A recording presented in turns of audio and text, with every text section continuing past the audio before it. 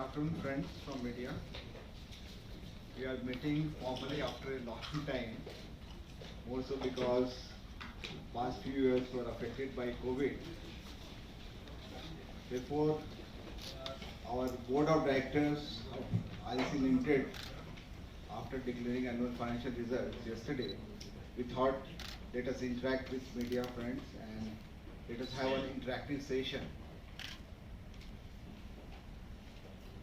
We are meeting at the backdrop of the highest ever profit which has been earned by IAS in the last financial year. More than 11,000 crore is profit after tax, which is more than 10% of year-on-year growth as compared to last year. As you are aware that India is the third largest consumer and producer of electricity, and as far as per capita consumption of electricity is concerned, India is far below the world average. We are only 1/3 of the world average as far as per capita consumption of electricity is concerned. Similarly, per capita emission of CO2, India is much below the world average.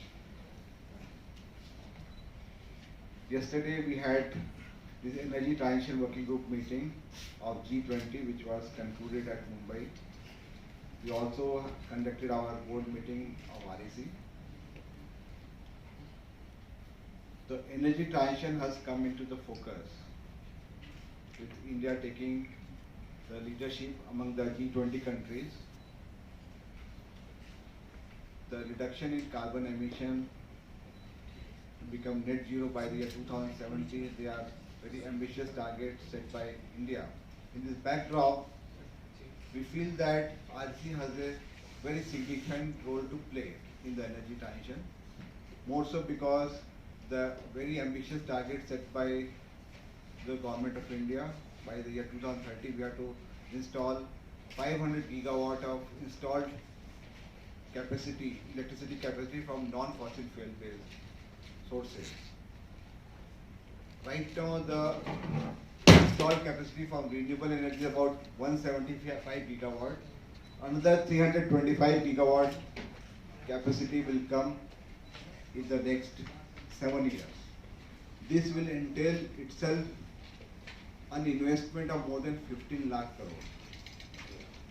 Right now, the renewable energy portfolio of REC is about 6.8% of our total outstanding loan.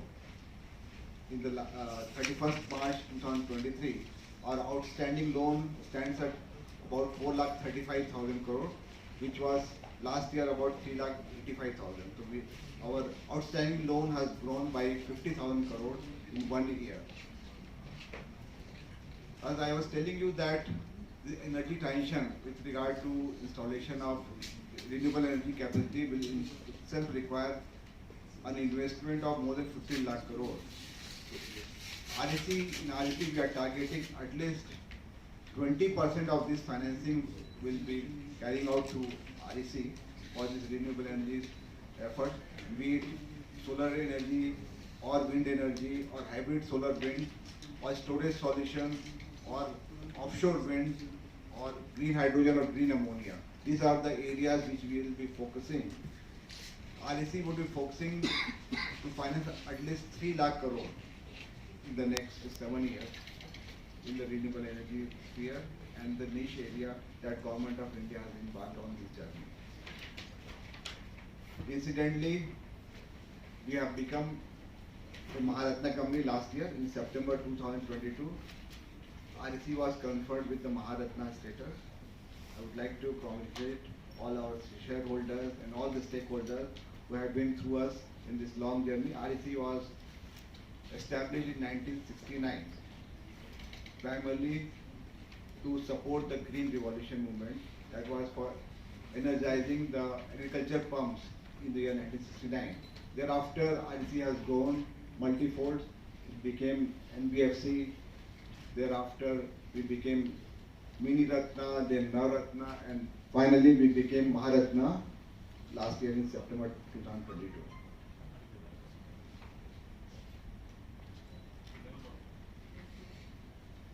would also like to highlight that REC is the nodal agency on behalf of Ministry of Power to implement revamped distribution sector reform scheme. After successful completion of household electrification, that is Saubhagya, and village electrification under Deen Dayal Gram Jyoti Yojana, which we have successfully completed by REC on behalf of Ministry of Power in the year 2019. Now we have taken up the strengthening of distribution infrastructure as well as improving the financial health of the DISCOMs, which is the main area of concern. The revamped distribution sector scheme, its total outlay is about 3 lakh crore. Out of that, Government of India grant is about 97,000 crore. So we are also, REC in coordination with PFC would be funding about 40% of this 3 lakh crore through the counterpart funding of loan to the various states under revamped distribution sector scheme. I would like to share with you that REC is ranked 53rd in Fortune India 500 companies list, and REC was ranked as India's 25 most profitable companies by Business Today. One more significant development which has happened last year was Ministry of Power has allowed REC to diversify into infrastructure and logistics. Ministry has allowed us to finance up to 33% of our outstanding loan in the infrastructure and logistics. The last year was the first year when we forayed into infrastructure and logistics by funding metro projects, road projects, health infrastructure, IT infrastructure, and total sanction in infrastructure logistics in the last financial year stands at around 85,735 crore. The total sanction during the last financial year was the highest ever in one financial year. We had sanctioned total 2,68,461 crore projects, which is an all-time high.